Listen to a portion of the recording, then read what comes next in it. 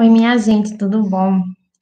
Aqui é a professora Tainá Leal, de Projeto de Vida, e queria conversar com vocês hoje, né, sobre uma pergunta que eu recebi lá no inbox, né, do Instagram, teu Projeto de Vida. Inclusive, se você ainda não segue, vou deixar aqui para vocês, né, estarem lá fazendo parte dessa rede de professores e estudantes, né, que querem saber um pouquinho mais sobre esse componente curricular. E aí, bom, a pergunta que eu recebi, né, foi do professor Tiago, deixa eu olhar aqui no meu Instagram. Foi o professor Tiago Guzmão que me mandou uma pergunta muito interessante sobre como, né, começar uma aula, né, começar a ser professor de projeto de vida e dar aulas de projeto de vida do zero. Como é, né, que a gente pode fazer isso?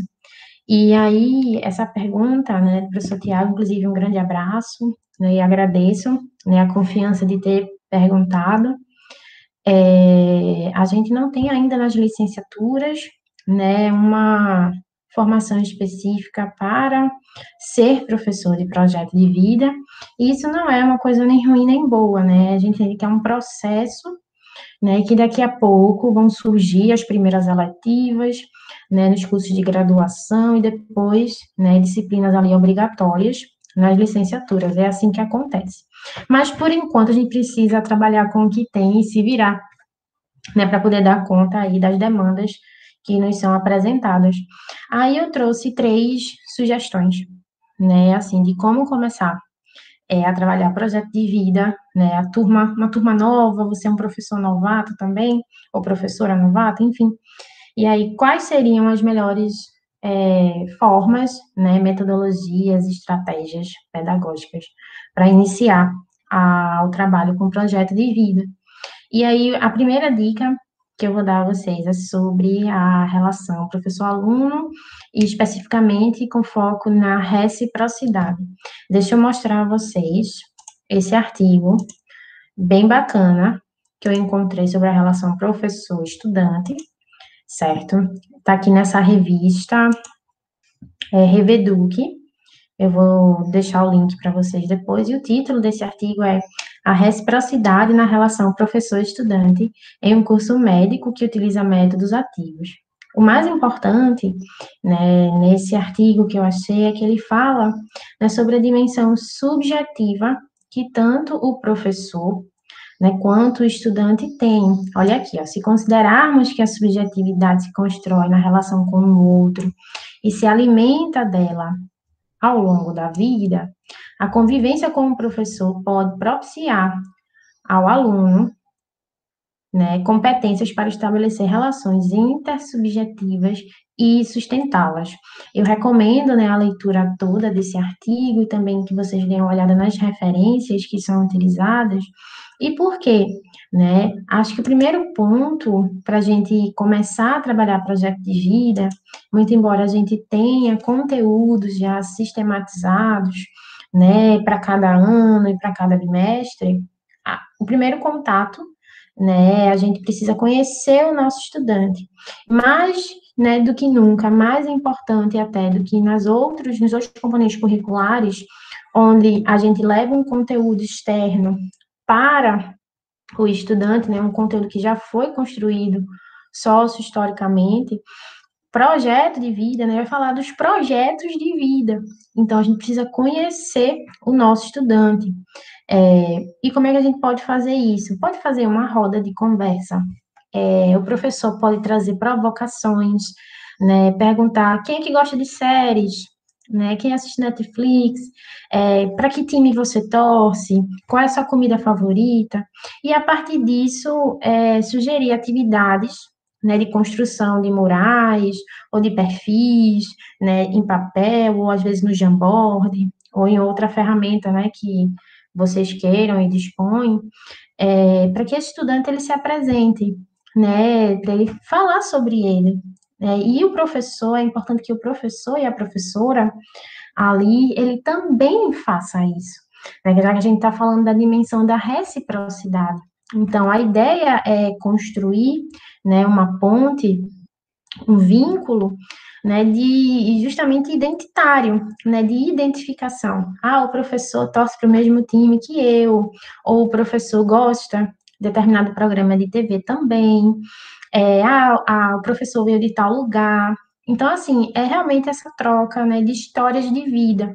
Então, a gente já pode pensar, né, que o grande primeiro contato entre esse professor que está começando do zero as aulas de projeto de vida e essa turma, né, que também está tendo o primeiro contato com o projeto de vida, que a grande matéria-prima, né, desse componente curricular é a vida da gente, né, a vida dos estudantes e também do professor e da professora, né, já que a gente também tem nosso projeto de vida, né, e a gente também pode compartilhar, a gente não só pode, como deve, né, compartilhar para a gente poder promover ali um ambiente acolhedor, um ambiente de entendimento, né, um ambiente confiável, sabe?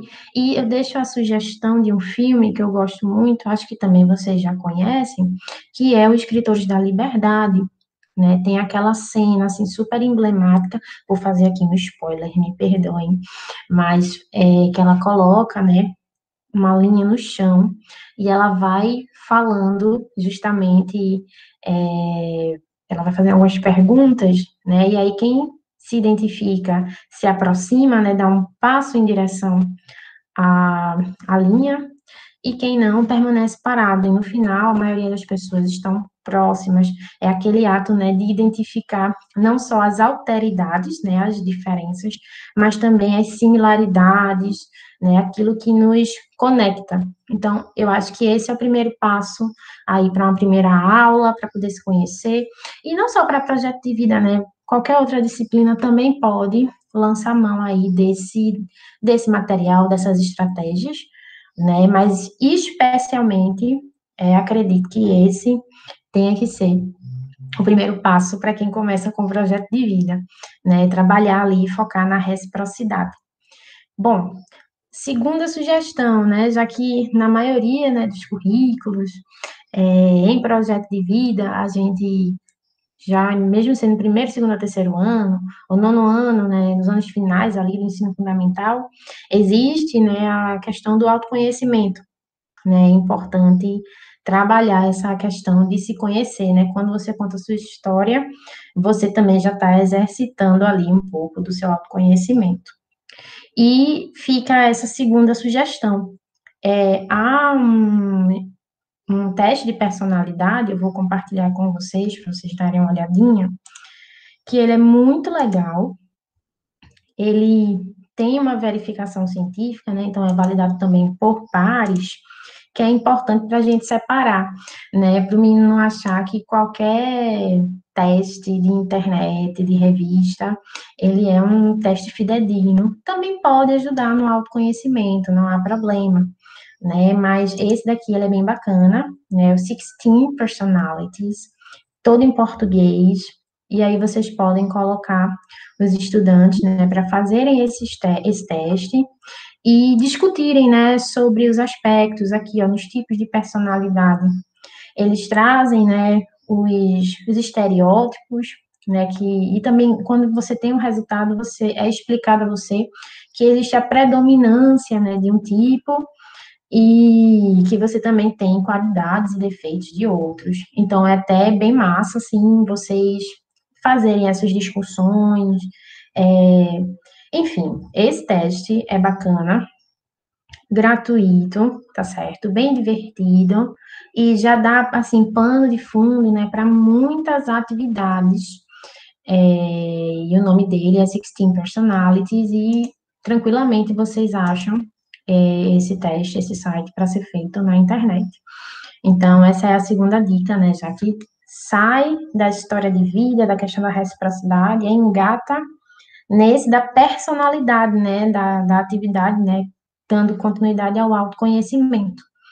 E aí, minha gente, analisar essa parte, porque no caso aí vocês pensariam em 3 aulas, 3 momentos diferentes, mas eles tendo aí uma sequência didática que une, né? E a minha terceira dica, né, é justamente para que os estudantes comecem a fazer atividades metacognitivas, né? Passar por esse processo de metacognição, porque é nesse momento que o estudante ele entende o peso da participação dele como corresponsável à sua própria educação. E aí a gente já traz a ideia, né, do protagonismo juvenil, né, para aquela turma, para aquele indivíduo, né, que ele precisa também ter ali a sua contribuição ao processo de ensino-aprendizagem, que nós, professores e professoras, né, somos facilitadores de acesso ao conhecimento, mas que a gente não faz tudo só, né, a gente pode trabalhar em equipe com as turmas que a gente tem, né, com os nossos estudantes. E o que eu queria mostrar a vocês é o seguinte, deixa eu compartilhar. Esse teste de aprendizagem, ele também é muito bacana, né, que é o inventário de estilos de aprendizagem de Kolbe. Esse teste aqui foi criado lá, né, pelo pessoal da UFPB, então é um teste, novamente, ali, validado por pares, tem valor científico, não é qualquer coisa, né, que a gente vai estar levando para os nossos meninos e meninas. E aí, esse teste, né, mostra a quem faz qual é a predominância, né, de metodologias que essa pessoa, na percepção dela, aprenderia melhor. E isso é muito bom, tanto para o professor ter mapeado como é que os seus estudantes, né, aprendem, né, majoritariamente, porque aí a gente vai começar a fazer o quê? Se eu tenho uma turma, né, que de repente tem um perfil mais ativo ou mais reflexivo e tal, aí a gente consegue ter melhor estratégias, né, para poder direcionar as atividades. Embora a minha recomendação é o seguinte: a gente não vai limitar as atividades, né, apenas que são adequadas ali aos perfis de aprendizagem, porque os estudantes precisam passar por todos os tipos de atividade, de todos os perfis, né, para até que eles também saibam quais são suas forças e suas fraquezas, para que eles possam investir ali nas suas forças e investir também nas fraquezas, né? Se você é mais ativo e menos reflexivo, então vamos fazer também, além de uma atividade mais ativa, vamos fazer também uma atividade reflexiva e a gente oportuniza que todo mundo se comunique, se expresse dentro das suas possibilidades e limitações e aprenda. E a partir também disso, né, a gente mostra ao estudante como é importante que ele se conheça, veja, mais um processo aí de autoconhecimento, né, que ele se conheça para saber como ele pode contribuir, né, como estudante, para o seu processo de aprendizagem, né? Ele também precisa dizer para a gente, que é professor e professora, dar uma luz, né? Trazer para a gente essas informações. E a gente também pode fazer o teste, dizer, olha, minha gente, existem estudos que apontam, né, que professores acabam, a partir do seu estilo de aprendizagem, fazem suas aulas. E isso é muito real, né? A gente acaba sendo influenciado. Então, isso também serve para que a gente se analise, né, e se coloque também em situações de buscar, né, atividades diferentes ali e que nos desafiem. Então, a gente faz esse processo coletivamente com os nossos estudantes. Bom, para mim, no meu entendimento, na prática, né, nos estudos, né, nos artigos, esses 3 pontos que eu trouxe para vocês, eles são pontos que a gente precisa observar e acho que ajuda muito a gente pensar dessa forma, para começar a aula de projeto de vida do nada. Fora, né, também que nos primeiros contatos a gente pode apresentar o que é o componente curricular, projeto de vida, qual é a sua história, para que ele serve, mas nada melhor do que, além da gente falar da teoria, a gente colocar os meninos, né, e as meninas para a mão na massa, né, colocarem a mão na massa e construírem aí, passarem por esse processo, né, de autoconhecimento nessa sequência didática que eu trouxe para vocês. Pois pronto, agradeço a quem assistiu até aqui, espero ter ajudado, né, a quem tinha essa dúvida também do professor Tiago, e não tinha mandado a pergunta ainda, mas tá aí. Se vocês tiverem outras sugestões, né, de como trabalhar, né, do zero, né, começar a trabalhar projeto de vida, com turmas novas, deixem nos comentários e a gente se ajuda, não é isso? Então, um cheiro grande, muito obrigada e até a próxima. Valeu!